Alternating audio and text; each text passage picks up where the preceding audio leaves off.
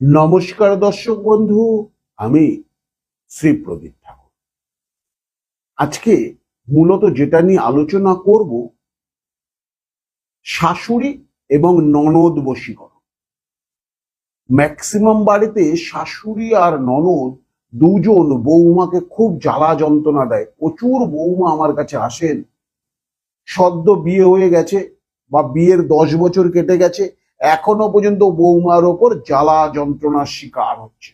তাদের জন্য আজকের এই অনুষ্ঠান। এই সদ্য একটি বোন আমাকে ফোন করেছিলেন এবং এসে অশেষভাবে কেঁদে গেলেন বোনটি, শুধুমাত্র তার শাশুড়ির জন্য। শাশুড়ি তাকে 24 ঘন্টা অত্যাচার করছে। তাদের জন্য আজকের এই আলোচনা। বাড়িতে বসে ক্রিয়াটি তোমরা করো, করার পর উপকৃত হওয়ার পর আমাকে তোমরা ফোনে জানিও। এই ছোট্ট ছোট্ট ব্যাপারে আমার কাছে আসার কোনো প্রয়োজন নেই।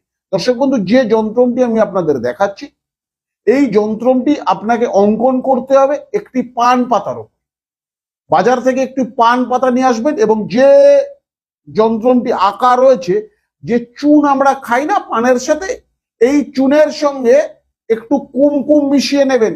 মিশিয়ে যে কোনো একটি ডালিম গাছের ডালকে পেনের মতন ছুচলো করে কেটে নেবেন। ওটাই কালি হিসাবে এটিকে অঙ্কন করবেন। অঙ্কন করার পরে এই যে এখানে মন্ত্রটি লেখা রয়েছে, ওম হুম দেবদত্ত। দেবদত্তর পর তার নাম, সেটা আপনার শাশুড়ি হতে পারে, ননদ হতে পারে, তার নাম বৈশ্য। তারপর কুরু কুরু চামুন্ডা ওই স্বাহা, এই মন্ত্রটি এখানে লিখবেন। লেখার পর মন্ত্রটিকে লিখবেন। লেখার পরে এই যে যন্ত্রটি রয়েছে, এই যন্ত্রটি আপনার শাশুড়ি হোক বা আপনার ননদ হোক, তারা যে ঘরে থাকে, পারলে তার বালিশে বা তার ঘরে এটিকে ভাঁজ করে ছোট করে তার মধ্যে ভরে দিন। মিরাক্কেল উপকার পাবেন দর্শক। একবার করে দেখুন, সমস্ত যন্ত্রণা থেকে মুক্তি পাবেন। ছোট্ট একটি টোটকা, বৃহৎ কাজ দর্শক বন্ধু। উপকৃত হওয়ার পর আমাকে ফোন করে অবশ্যই আপনার মতামত জানান। সুস্থ থাকুন, ভালো থাকুন।